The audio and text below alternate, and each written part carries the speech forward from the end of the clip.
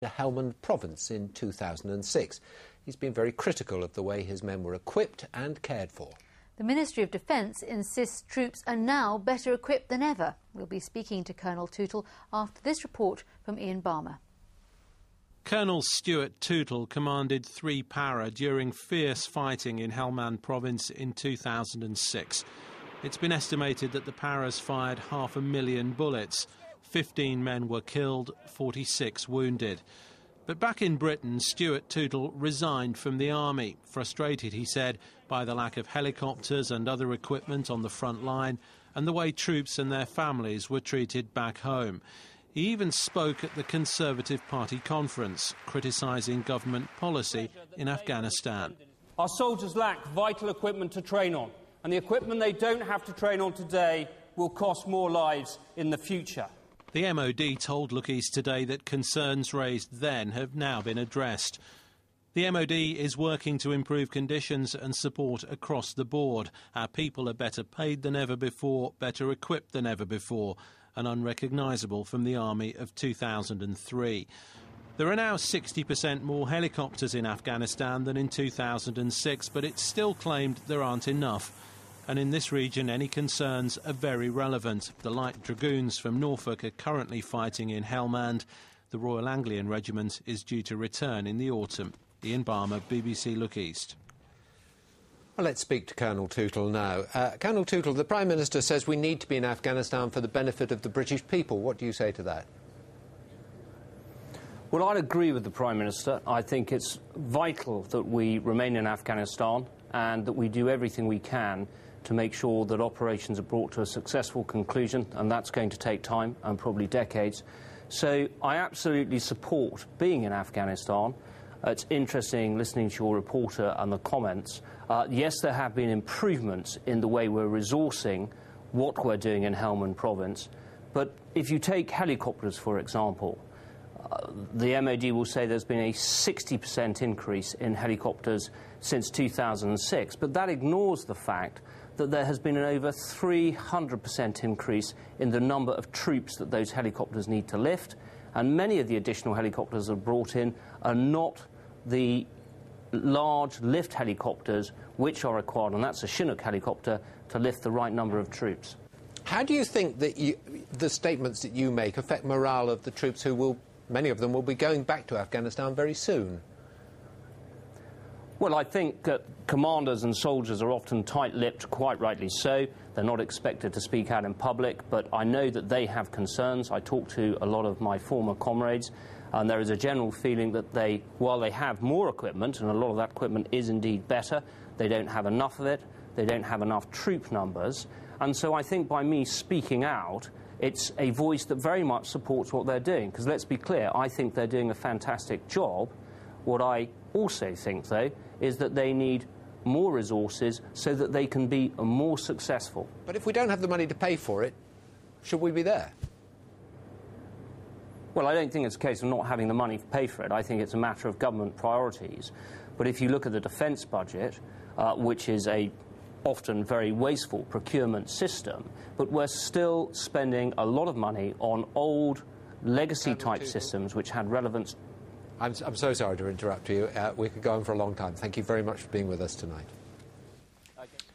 1 in 4 of us will experience mental health problems at some time in our lives. For some it might be a bout of depression, but for others it could mean admission to a psychiatric intensive care unit. The Justin Gardner House in Norfolk is the first of its kind in the whole country. It's open to patients across the region. Debbie Tubby has been given exclusive access to its staff and patients. This building hides a world we rarely see. The airlock with double security doors is a legal requirement. It keeps the public out and the patients in. If you could just leave your mobile phone and your keys there, I'll put the alarm for you. Okay, thank you. And from the airlock we go through to the main unit. Mobiles are forbidden, so patients aren't filmed. Alarms are given if any become angry. I think the difference about this unit is the security is primarily on the entrance to the unit, the building, as opposed to onto the ward. Once we go onto the PQ ward, there is no security. It's a single door that goes in. It's very relaxed. The garden is open all the time. Patients are referred here for a range of mental disorders. They're treated in a spa-like setting and are encouraged to do normal chores. They'll all be wanting these bacon batties bringing in, won't they? Kathleen couldn't contemplate this 2 weeks ago. She began hallucinating when her husband died. I started filling up the wardrobes upstairs with the food, and all sorts of things like that was beginning to happen. I kept hearing voices and seeing dead people, you know, and things like that all the time. It was getting worse and worse. And I just one day went out and tried to was going to hang myself. There you go. This is Kathleen's bedroom. She absconded from another unit after climbing over a 6-foot fence, so was moved here. You get a lot of privacy, which you don't on the other wards. And there's a lot more help and more time to think. There are no padded cells or straitjackets here. There is a seclusion room if patients get out of hand. Medication plays a role, but patients aren't sedated to stop the symptoms. They're treated round the clock to find the cause. It's quite shocking, some of the states that people come in. When you see them recover, you have immense satisfaction from it. Kathleen is due to go home soon and is keen to get on with her life. This unique centre has helped her. Although we hope we won't have to use it, it's good to know what happens here if we do. Debbie Tubby, BBC Look East, Norfolk. Now, all this week we're trying something just a little bit different. It's called Look East Unplanned, and that's exactly what it is. It all starts early in the morning with Mike Liggins at one of our local radio stations. The listeners suggest somewhere for him to go, and Mike sees where that takes him. Today he started at BBC Radio Northampton. Morning. Hello, it's Mike Liggins from Look East. Tuesday morning with Joe Pignatiello on BBC Radio Northampton. Usually they have their planning meeting or whatever, and they decide what stories they're going to go out and cover, and they cover the stories and they put them on the TV. 8:45 on BBC Radio Northampton. Joe Pignatiello is asking the audience for help with today's Unplanned. The listeners suggest a list of places: Northampton, Corby, Desborough. It's an enthusiastic response. But the call of most interest comes from Ken. Fantastic. Kettering it is. Left toe. Ken Relf is the Radio Northampton listener. He's asked us to visit the South End allotments in Kettering. For Ken, this place is home, a place to relax and escape a hatful of heartaches. With his wife Brenda, Ken retired to Spain and built this house. But later, the Relfs were forced to demolish the house by the Spanish authorities. They lost their life savings, and in April, Brenda lost her fight against cancer. Yeah, terribly hard. We saw every day. It's difficult. There is a bit of solace up here. I have a flower and a herb bed in here. Close to Ken on the allotments is Angela Murray. Angela arrived in Kettering after fleeing Robert Mugabe's regime in Zimbabwe. What is going on here, Angela? Well, I've stored a little bit of everything here to improvise, to save money, to be practical, and everything's reusable. A visit to the South End allotments is a bit like visiting the United Nations. Tony and Tina are Italian. Tony doesn't say much, but Tina does. Well, I like it. I like it because it's nice and quiet.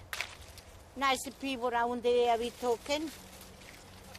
And that's it. When we get fed up, we have a cup of tea, we bring the flask with us, sandwich, and then when I get fed up, we're going on. What a place the allotments are, and what lovely people. So, to Ken and his friends, we say thank you. We didn't plan to pay a visit, but we're glad we did. Mike Liggins, BBC Look East, Kettering. And Mike will be in Cambridgeshire tomorrow for Look East Unplanned. He'll be on the breakfast show in Peterborough on BBC Radio Cambridgeshire just after 8:30. You can also follow him on Twitter by typing his name in the search box, and you can send in your suggestions via our website bbc.co.uk/lookeast. Mention fruit and veg on the weather and you get inundated, don't you? Absolutely, and sadly we can't show all the pictures that we were sent, but Kathy, we thought your potatoes looked like little dinosaurs, and as soon as you and our graphic designer and I saw this aubergine, we thought Shaun the sheep. Naturally, brilliant, thank you so much.